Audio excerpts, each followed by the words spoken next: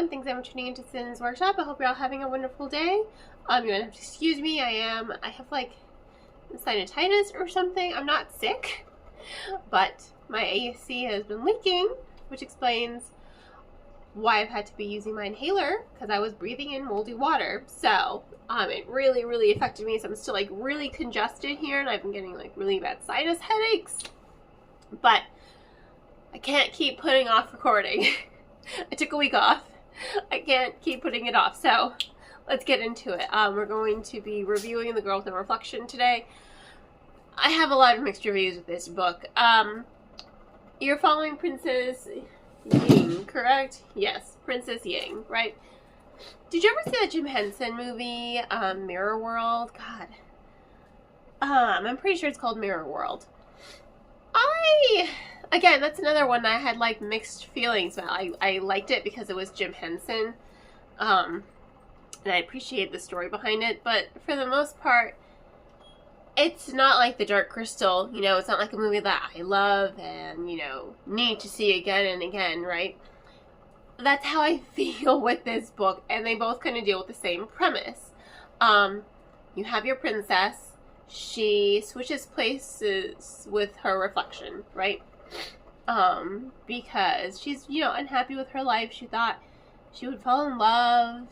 And it turns out the prince is, you know, pretty aloof, keeps to himself. And so what she does is she befriends her reflection. Her reflection's like, well, I'm kind of dying in our world. If only I could just come into your world for a little bit and rejuvenate myself. So, you know, she does it. She's a good person, so they make the switch. And in the mirror world, she falls in love with the mirror version of her prince. Lo and behold, not everything is as it seems, and everyone in the mirror world is evil. And what do they want? They want to just kind of take over the real world. You know, the mirror world is kind of dying.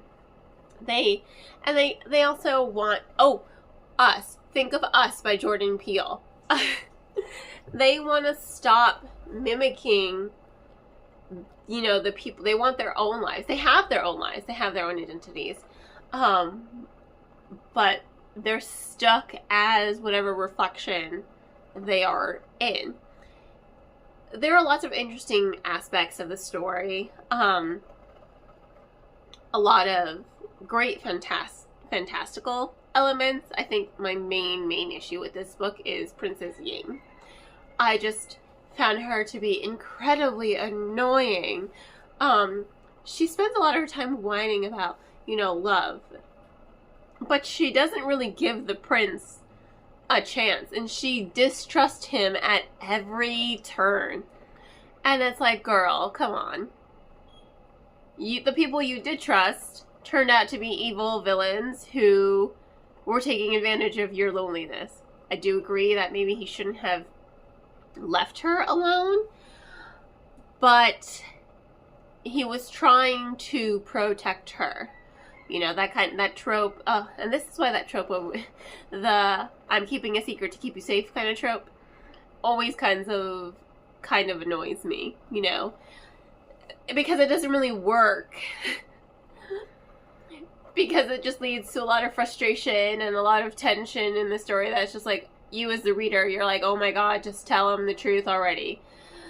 And it annoys, for me, I find it personally annoying. I don't really think it is my favorite trope. And in fact, it's not. So he does have his reasons. And you know, even though he was aloof, he was not that bad. Not at all was he that bad. Was his reflection a little, you know, nicer? Yes, but he was also seducing her, so of course. I think she just didn't give the prince a chance to prove himself to her. She likes to complain about him a lot, but it's like, girl, your own behavior also affected your relationship. I like the mirror world aspect of it. I think the battle segments for the storytelling were really fast-paced. They were really energetic. I liked them. Really, my biggest hiccup with this book is Princess Ying. I liked her reflection, her evil reflection, more than her. That's saying a lot. It's not even that she lacked personality. She was just a little whiny. And I get it. She's lonely. She wants love in her life. She doesn't think she's actually going to have love in her life because she's betrothed. So the choice was kind of taken from her. So I understand where she's coming from as a character. The problem is she just doesn't use her head to think about how to be happier, you know? She doesn't look for an escape outside the mirror world.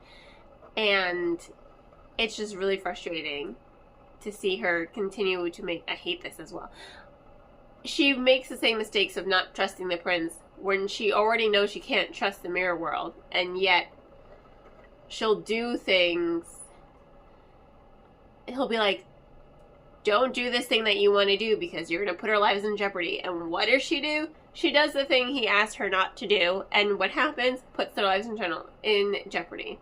And there's always a moment for our character, Ying. She's like, well, shit, maybe I should have just listened to him and not done what I just did because now I've just put everyone's lives in danger. It's like, gee, you think?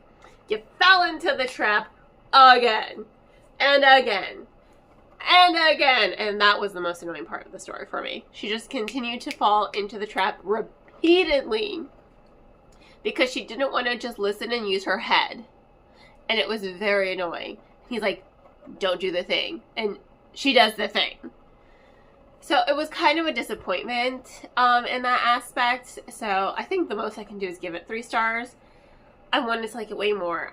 Again, it's just the characterization. That is honestly the worst part about the novel for me. Because I liked the mirror world aspect. I liked the fantasy aspect. I just wish that the story was able to unfold in a different way without our main character repeatedly making the same mistakes and not listening to anyone and having her head so far up her butt. Very annoying. But that's just me. That's my own opinion. In that case, thank you all for tuning in. Please remember to like, subscribe, and share with all your book loving friends. I hope you all have a wonderful rest of your day, and as always, happy reading.